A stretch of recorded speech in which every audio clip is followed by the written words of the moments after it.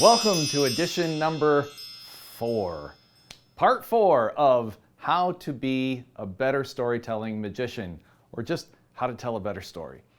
So we're going to talk to you a little bit more in depth of my mirror illusion, and boy is this part 4 going to be really exciting because there's new illusions that I'm introducing, and I'm going to sneeze.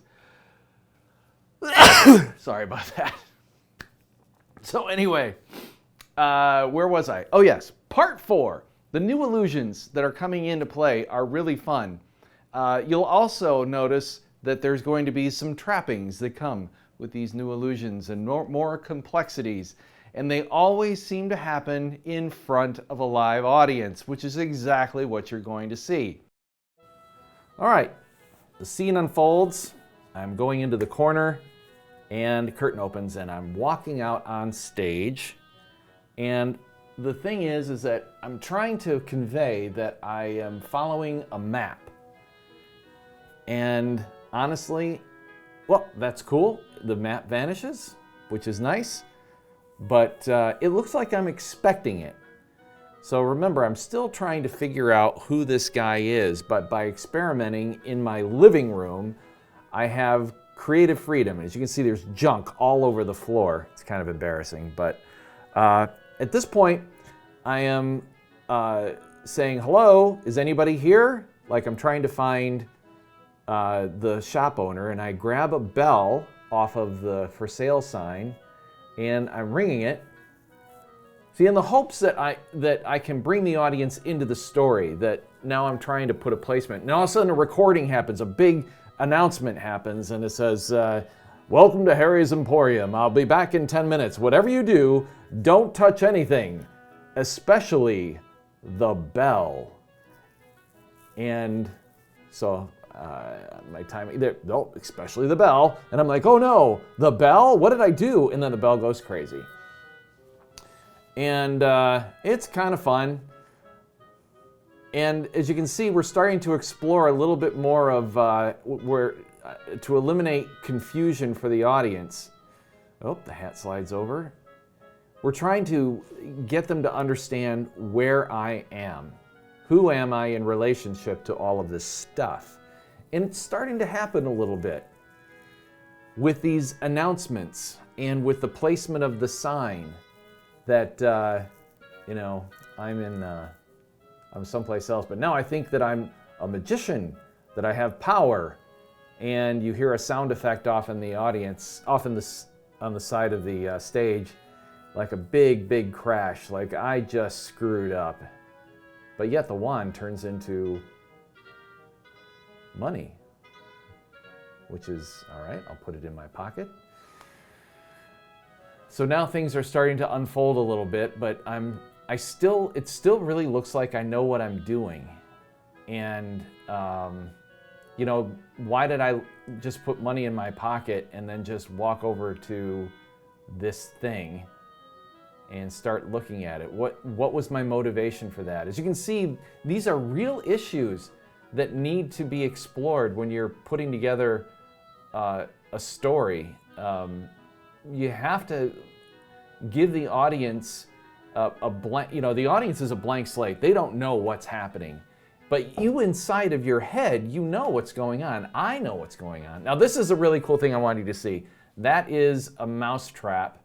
And the mousetrap turns into a bunch of money. And the do not touch sign turns into cash on the table. But as you can see, there's a lot of busyness on that table. So the whole idea, the whole premise of this version is don't take the money, follow the rules, or else. So the sign used to say just pay here, but remember I was telling you before, why am I gleefully putting the money? This is kind of fun. I'm stretching my arm. Then there's more money. But anyway, that sign or else was put there for me to be a warning sign that you better put that money in that bucket or else. But does that solve the problem? No. It doesn't. It complicates it. That or else sign really didn't. Okay, now we're jumping across a few things here because we don't want to repeat the same stuff. I don't want to bore you, but look at this. Boom, that's gone. That's pretty cool. And this is the first time that the wand is on my back. Interesting. And then this happens. More money. But look at my acting. It's like, and somehow I start to feel really comfortable, and I start to do these poses with my legs, and like I'm dancing, and it's still performing. And even the toss behind my back, really weird. Now these are the big bills that you've seen before, but this is a good place to talk through a little bit more of where my thinking is. And the thinking is trying to get the audience into the story. And I'm still failing. But at this point, what I'm trying to do is come up with really interesting bits of magic. And that's a big failure here, is that I'm stuck on this magic. And there's another trap. Oh no. Oh, that mousetrap turned into 2 bills, and the traps are to, yep, there it is. The blades, there's one of the illusions. It's not really an illusion, it's a bit, but we're gonna start exploring some of the props that I don't use anymore, like this sword. Now, this sword is used in, when I'm multiplying these bags of money, and there's supposed to be some consequences. Now, if you looked at chapter or part 3, you will notice that there was no reason for me to be putting the money back into the basket. And so this was one of the consequences, is that these traps would happen, and this knife would be more menacing than it was last time. Before, it was just 1 blade. Now it expands into 3 blades. And it's kind of fun. It's a nice little prop that's just really easy to make. I just took 3 swords, linked them together with some string, and boom, you just move it with your thumb. Right there. Kind of a fun little piece. So we'll explore some of my props in later episodes because I have to literally find them. So there's consequences if I don't put the money back. And then, there's lots of things happening on the stage, and then this contraption falls apart, and I've got the money, and oh no, I'm in a bear trap, and then blackout. All right, now let's see what it looks like in front of a live audience. So here I am, I've got my map, I'm looking around, where am I? And just marching around the stage, it just looks like I'm confused. Fold up the map, and then boom! What just happened? See, magic! I'm trying to bring the audience farther into the story, and it's getting better. Now this is the first time that I'm hearing an audience reaction, and I can tell you, it's not what I wanted it to be. But so I haven't done any magic yet, just the map. And this is a thing that people are waiting. They're waiting for something to happen. I'm ringing the bell, the announcement happens, and I'm overreacting. And then don't touch anything, especially the bell.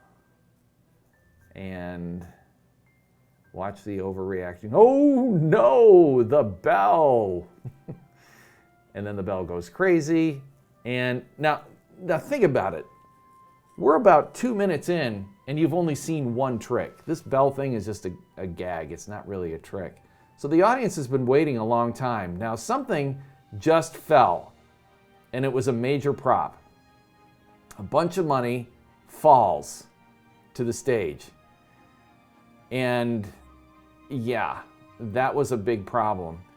And it taught me a lesson to make the act less complicated. And here we are with the umbrella, and then the money's flying all over the place, and then this box or whatever it was that was on the stage falls apart, and there's a big bag of money there, and the audience loves it. And then this is the first time I came back for a bow. Yeah.